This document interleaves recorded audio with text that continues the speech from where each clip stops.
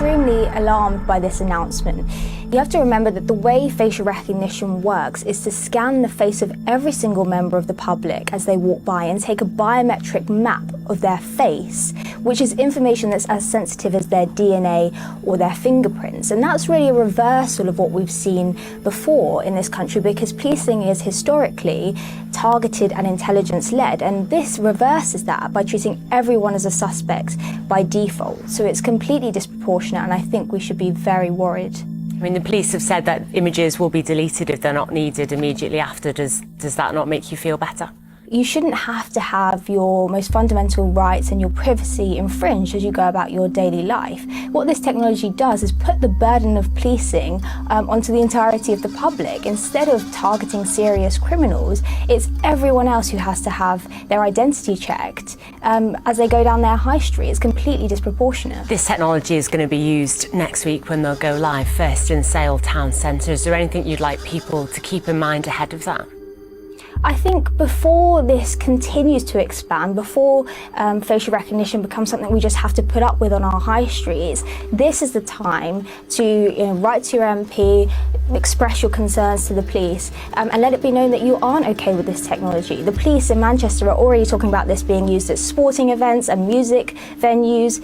We shouldn't be subjected to intrusive identity checks and biometric surveillance as we go about our daily life just for the police to do their job. And slowly the Big Brother hammer comes crashing down. It seems like every day now we see a new aspect to how they intend to control their population. And they don't even have their digital ID fully rolled out yet. But they aren't even trying to hide their intentions anymore. You would think they would at the very least wait until everybody was signed up before they let the cat out of the bag, until they revealed the other details of their plan. Every day there's a new reason to resist signing up for this thing. I do feel like I need to point something out though. While I do completely agree with this lady in regards to her feeling on things, thinking that writing a strongly worded letter to your politicians is going to solve anything is kind of naive. If these people cared about what the citizens think, they would have never launched this plan to begin with. They know that nobody wants it. But once everybody's in the system, they don't even have to pretend to be concerned with the will of the people anymore. I'm afraid it's going to take quite a bit more than just letting them know you aren't happy with their actions. They just simply don't care. Happy Sunday, ladies and gentlemen. I have got something extremely important I want you to see. Digital ID and what it's going to lead to. I don't know if you know this, but I'm going to tell you now. This is the Carbon Trust and this has been released. It's called the White Paper. This is the UK's Personal Carbon Allowance White Paper to help customers make informed choices exploring the concept of personal carbon allowance. Personal carbon allowance. Wait, I want to tell you how important this is. Now, I want everybody to go onto this and read it because it's that important. White Paper explores the concept of personal carbon allowance, investigating how it would work in practice, reviewing what a personal carbon allowance and what it would include, right? So you can read through all this if you want, but from 4 weeks consumer trial in Great Britain, which is set a personal carbon allowance of 20 kgs of carbon allowance per day. 20 kgs of carbon allowance per day. That is what they've worked out every individual in the UK needs. That's all you're allowed, right? This is a personal carbon allowance of carbon dioxide, the thing that keeps the world from just crumbling into nothing. I don't know if any of you have seen my videos on this, but they do get taken down a lot. But I've been saying this for a long time and I've been telling people exactly what's going to happen. The findings of the study are fascinating. Customers did acts to reduce waste and energy in such areas such as holidays, i.e. going on a holiday using your car, going on an aeroplane, and meat consumption. Meat consumption. Are you listening to what I'm saying? Meat consumption. Meat consumption. Holidays, cars, aeroplanes. Listen to what I'm saying and let me show you the next clip. Has anyone been in a local supermarket lately and seen this? This is a carbon allowance. This tells you how much carbon allowance your food's got. All of our food are getting these stickers put on them.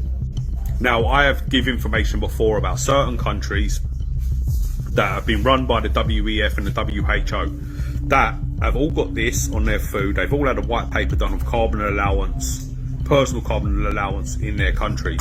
Now, these countries get a card through their door, tell them how many calories they're allowed to intake to meet the carbon allowance they're allowed. And I'm not joking. Once they reach their calorie intake, they're no longer allowed to buy food. This is vital, that this country are now being run by the WEF and the WHO, and everybody are banging trouble. So take this serious. Follow, share. If none of this has scared you yet, this should be the part that does. And once this whole system goes fully into effect, they'll just start lowering those carbon credits until it reaches the point that everybody's malnourished and no one can resist anymore. And you aren't going to be able to buy more food under the table. There won't be any backdoor channels for purchasing unapproved goods anymore. Everybody's going to have digital ID, and every square inch of society is going to be covered with security cameras tracking the population by their Face ID. You won't be able to get away with anything anymore. And I'm certain when they have that much control, the consequences of not falling in line are going to be so severe that everyone's going to feel like they have no choice but to turn on their neighbor. If they can control the food, they have your very survival in their hands. This is absolutely terrifying. I don't see how the rest of the world is not viewing this as a crime against humanity. It's infuriating how every other country is just sitting back and watching this happen. But that's just because they want to see what hurdles the government faces with the rollout of this thing. Then they can implement things more effectively when they roll this out in their country. Hey, don't forget to hit like and subscribe if you haven't already, and don't forget to drop your theories and your comments in the comment section down below. I really didn't want to tell you this, guys, but I can't help it because I found out something and I really want to share it with you, and I want you to know, but I don't want you to get upset. I don't want you to get worried. I don't want you to go all hysterical. We've got to think of things, everything has to be thought through sensibly, strategically, and that's why I am here, because I am Saira Hayati. I make money make sense, and the rest, because it's all like connected. So I just recently spoke to somebody and they told me something, and then I researched it and it made sense about what's going on. Now, you guys have probably seen, I don't know if you have, about carbon footprints relating to food. And if you Google it, you will see that there's a measure, and everything food-wise has now been given a carbon footprint. And beef being the, like red line, and then things like lentils and vegetables and rice down the bottom, they're green, meaning they've got a low carbon footprint. When you buy food now, you will see something on the packaging like a little cloud and a CO2, and that gives you the measure of the carbon footprint. So if you look at beef, for example, I was in Turkey and it wasn't beef, I bought lamb, and the cost of that lamb was £25 per kilo. Yeah, in Turkey, £25. And why? Because they're not producing as much of it anymore because the impact that it has, and therefore it's getting very expensive, which means that if you're not comfortable financially, the rich and the poor divide, it is not only showing in the way that we're living, but it's now showing in the way that we eat. 25 pounds per kilogram. According to current conversion rates, that's around $31 for only 2 pounds of meat. That's insanity. But I had to put this in here. This is something I hadn't even considered yet. Due to people's inability to purchase red meat because it's going to be so high on the carbon credit allowance, they're not going to make as much of it. The less of a product there is in circulation, the higher the cost for that product tends to be. So even if you could afford it with your carbon credits for the day, you won't be able to afford to buy it. And I'm sure there's going to be some sort of incentive program designed to push farmers toward growing things with a smaller carbon footprint. And there's probably going to be a lot more rules and regulations for farmers that are raising meat animals. They'll probably be more susceptible to government overreach as well. They're going to attack our ability to feed ourselves the way we want to from every direction. Do you know what the Jeffrey Epstein blackmail rings is really about? That's not all it is. It's not just people are into kids, dude. The way that they do this is they are calling on demons inside of satanic ritual abuse ceremonies. These blackmail operations are not just blackmail operations. They are ritual abuse ceremonies. And these people at the top of these, all of the institutes, where you get your news, where you get your movies, where you get your shows, where you get your music, where you get your food, everywhere, they're all connected in these secret societies. And the reason they're secret is because the way that they gain power is to sin. And you can't sin normally. They have to sin at an egregious rate. It usually involves sacrifice, and there's different ways of sacrificing. Why do you think all the most famous people's kids are all trans? Why do you think a lot of people who made it in the world, before they had their big break, one of their parents died, or their brother died, or somebody died in their family? There is something in this where you have to essentially reach into something with deep affection that you deeply love, and you have to kill it. You have to sacrifice it in order to sin enough to get access to these next levels. And so that has to be kept secret, because normal people that figure out that you are traumatizing people in order to control them later, which I'm going to explain in a second, would be shocked. When you traumatically abuse somebody, their psyche, their brain, when they can't escape the traumatic abuse, partitions, it divides, it breaks into a different category of themselves. And so these people program people after abuse. There's stories of these 6-year-olds where the grandparents who are in these elite circles who tie their family bloodline, whether it's true or not, they believe it's true, they tie their family bloodline for thousands of years to Nephilim, or demons that mated with people, in their opinion, right, and had babies. And so they believe they have special power, and they've been doing this for thousands of years. And they'll do abuse after abuse, after ritual after ritual, after sin, all for the purpose of gaining more power and influence and sinning deeper and creating a seed, a child that can handle more demonic power. I know this sounds crazy, but look around and it makes sense. They divide a person, like in Born Identity, where they shocked him. This grandfather of this Nathan Reynolds used to put him in the bathtub and drown him, essentially, and then bring him back up and CPR him and get him back to life. And then the traumatic abuse, then they reprogram you and they have a smell like lilac or something like that for you to trigger that different personality. That's how they're able, like Winter Soldier, right? Captain America.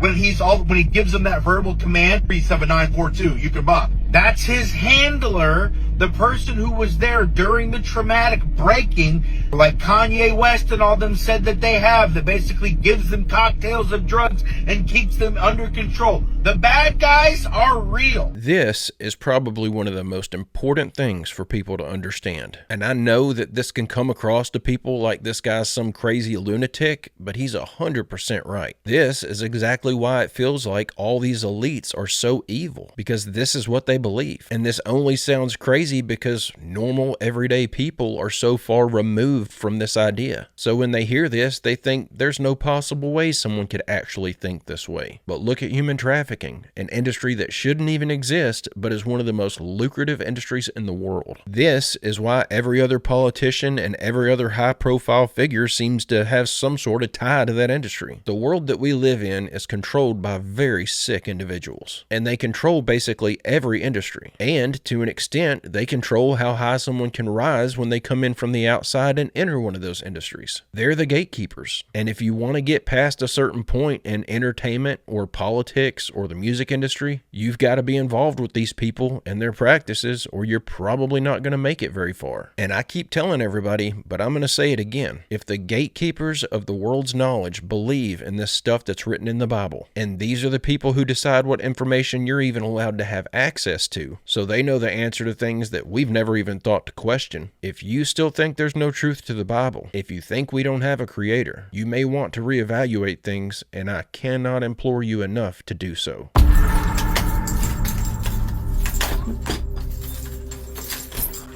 Please stay there. The reason I'm filming you is because I'm sick of the harassment. Every time I open the door to one of your offices, they are filming me. So now you know how it feels. Now it is 2:30 in the morning. Can I ask why for a second time tonight you are disturbing me and my son in my home? Yeah, because there's I've been made aware there's videos that have been posted onto social media, including those that were made this morning. This morning? What made this morning? And of my officers that have been round this evening. Right. And So I'm here to kindly ask that you remove said videos from social media. If you do no, I don't think I've broke the law, so I don't think I will. If you, and also I want to advise you that you might well be committing offences under the Malicious Communications Act. Okay. Okay, well, I'm sure Dame Diana Johnson will explain that to me when she sees the video, won't she? She is a qualified barrister. She wasn't a director of social services, so she'll understand my case well. At this point, my son reported abuse. You failed to protect him. He was. Remove the videos from social media. Good night, officer. I'm advising you. And I'm asking you to leave now, please. Offences under the Malicious Communications Act. Good night, officer. Having said that, I'll leave you to it. Thank you. Good night, officer. And may I ask, please do not come back to my house and disturb again. We'll probably need to speak to you tomorrow. I don't think you will. I haven't committed any offences, officer, so you needn't be speaking to me at any point. You may well have done, I'm afraid. No, I don't think I have. You came to my house recording me. I have a right to record you. This is my home. If you don't want to be recorded, don't knock on my door. How do these people sleep at night? They are literally getting paid to terrorize their neighbors. Showing up and knocking on someone's door after 2 o'clock in the morning to complain about a Facebook post, and that lady will probably end up in jail over this nonsense. And then they'll probably put her little boy in government custody and ruin his life as well, over a stupid Facebook post. I think the police in the UK that are going along with this stuff need to start being shunned by society. Shops should refuse to serve them. When they're walking around in their off time, other citizens shouldn't even acknowledge their presence. Give them the kind of treatment they deserve for literally destroying their own country. Because the only reason that the UK government is even getting away with all of this 1984 type behavior is because all of the police officers there are helping them enforce it. But maybe if they could fix this problem with the police, they could stop this stuff from going any further. Yesterday it was carbon tax on your sandwiches. Today, I bring you getting sent to prison if you've not got loft insulation or cavity wall insulation. Listen to this. You couldn't make it up, or could you? George Orwell did. You go to prison if your house isn't compliant with net zero regulations.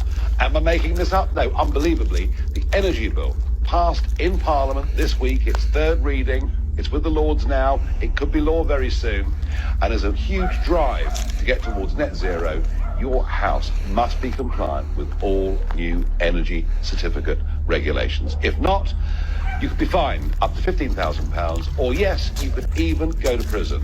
And here's the astonishing thing. We lost our liberties during lockdown.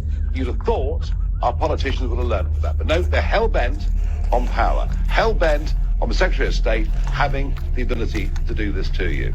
I feel we should stand up and fight back against it. There you go, from the man himself. So, you better make sure that you've got your cavity wall insulation done, and that loft insulation is at least the required centimetre depth, because you would be going to prison. And heaven forbid you make a nasty tweet about it. Oh, and you've eaten a sandwich that contains more than 15% carbon emissions. Here we go. We've got to get these out ASAP, haven't we? I just can't believe some of these new rules. So they can cut down over 100,000 trees to make a highway through a rainforest for their own convenience. But if you don't have the right insulation in your walls, straight to jail. This is obviously just some ridiculous rule they're throwing at their citizens just to see who's going to comply and who's going to push back against it. That way they can start making a list of the undesirables, people that need a little extra harassment. I think it's been pretty well established at this point that they don't even believe in all this climate change garbage themselves. Listen to this. Quarter of a million people issued non-crime hate incidents. As we speak, there are people in prison for quite literally reposting memes. We have extensive prison sentences and for tweets, social media posts, and general free speech issues. Would the Trump administration consider political asylum for British citizens in such a situation?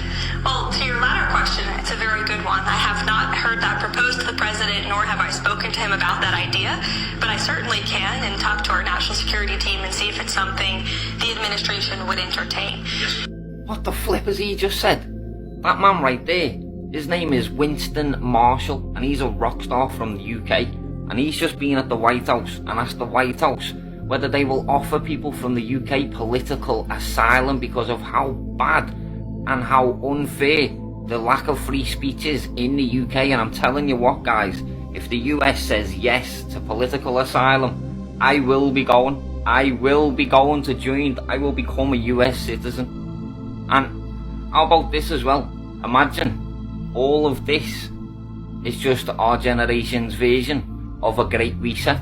I know we'll have a lot of opinions about this one down in the comments section. And typically, I'm not somebody who's pro-immigration for asylum seekers, but I think this is a good idea. At least people who come over here from the UK will be much more likely to assimilate into our culture, and they won't be just going around terrorizing neighborhoods like the last batch of asylum seekers we got. But the way the UK has been treating their citizens, it looks like it's going to be as bad as North Korea there before long. However, I would imagine the moment Trump even mentions something like this, they're going to actually shut down all the airports and not allow any citizens to leave the UK. Having total control over a country doesn't really amount to much if there are no citizens there. Now, I know my last few uploads have just been full of clips that suck the hope right out of you, so I hope this next video will help to show everyone there is very much cause for hope. There is very much reason to believe that we could see a better future. A lot of people have this feeling like the game is so rigged, it's already been won, and we have no chance of stopping it.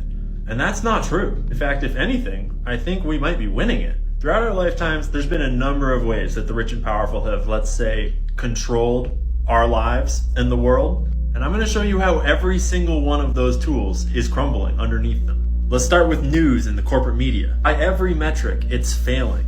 Cable news viewership, social media interactions with news sites, live TV viewership. In November 2023, Fox News had an average of 1.7 million viewers per day. Dude, I get more views than that some days on TikTok, let alone people like Joe Rogan. But notice that of those 1.7 million viewers per day, almost all of them were over the ages of 55. The dark bar is anyone 25 to 55. The blue bar is their total viewership. So it's all boomers sitting in their chairs watching news. Or this article from Bloomberg, time spent watching TV has dropped by 3 hours over the last decade. But real quick, we went from spending almost 9 hours a day, excuse me?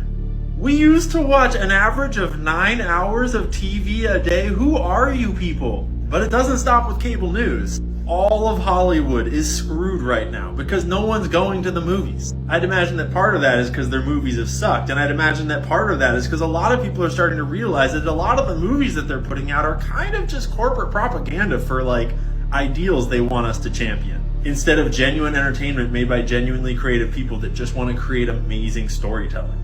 Plus, they've been taken up by streaming, and streaming has not been going very well from a financial standpoint.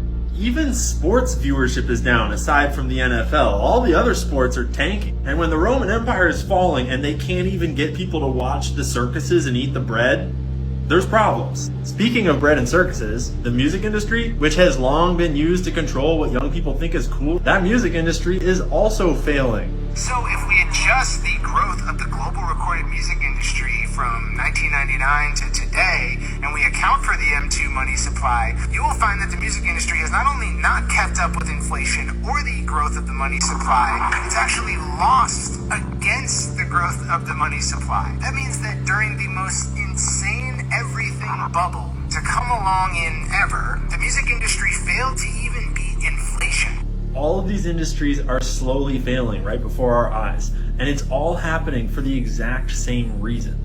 And they all center around technologies that allow us to entertain ourselves, allow us to inform ourselves, allow us to support one another instead of giant businesses. Take TikTok, for example. This woman, Tiffany Cianci, got attacked by billions of dollars worth of private equity, and they started to just throw millions of dollars worth of lawsuits at her, thinking she couldn't defend against that. However, her husband is a federal attorney, and they put up a good fight, and they've been fighting for years. And because of TikTok, she's been able to reach millions of people. 800,000, 300,000, 900,000, 300,000, 1.7 million. She's been on the front page of the New York Times because of all the press she's drummed up. What used to be a simple bury it in money and legal cases is now you're fighting against the entire internet of connected citizens. While we're on the topic, congrats, Tiffany, on the recent victory in court. Or take Amy Nelson, for example, who's under the same sort of fire from Amazon for a legal action that is no basis against her husband, where they thought they could just bury them in millions of dollars of legal fees. They fought for 4 years and they finally won. And along the way, they reached millions of people. Amazon actually tried to get the court to force her to close her TikTok account because she was reaching so many people exposing what they were doing. Not to mention that the news is failing while we're all tuning into social media to get our own news, where we're now engaging in a global discussion of sources and information and sharing what we see. One need only look to the way that the mainstream network news is covering that conflict in the Middle East versus how the whole internet is covering the conflict in the Middle East to see their power crumbling in real time. Certainly, the fight is not over and we all need to participate. But this decade is a time of change. It's a time of disruption, and we're all a part of it. I know it's tiring, and I know it feels depressing when it seems like it's all stacked against us. But the systems that big money has always relied upon to control the narrative, to control our attention, to keep us in the boxes only knowing what they want us to know, they're all falling apart. Now is not a time for us to lose hope and to give up. Now is a time for us all to get loud and keep fighting. That's why I make spreadsheets to help people buy from small family-owned businesses instead of giant mega corporations, to take money out of the system of giant, rich, powerful people that are controlling everything. That's why I make content like this, digging into how big money works and how these giant corporations are controlling the things that we see and know. Because sure, the internet gives them a lot of power, but it gives us more. I couldn't agree with this more. I know we watch a lot of content that makes it feel like there's just no cause for hope. But if I really felt that way, I would have stopped making these videos a long time ago. I would have just focused on squeezing out as much quality time with my wife and kids as I possibly could before the world collapsed. But if we keep pushing, if we keep waking people up, and if we can get enough people to resist this one world government attempt, we can take back control. I fully believe that. There are just too many of us. And I think the elite know that. That's probably why all these billionaires built these underground bunkers. Knowing that, they still want control so bad they just can't help themselves. They've got to go for it. It's in their nature. Control for them is the ultimate temptation. It's like a predator trying to resist attacking its prey. But they know there's a possibility this is all going to blow up in their face. All we have to do is make sure that that's how it plays out, that it blows up in their face. But guys and gals, I'm going to go ahead and end the video right there. I hope you enjoyed these clips we watched together today. God willing, I'll be back tomorrow with another one. Don't forget to leave a like and subscribe if you haven't already, and don't forget to drop your theories and your comments in the comment section down below. But guys and gals, I hope everyone has a great, safe, fantastic rest of your day, and I will see you all tomorrow.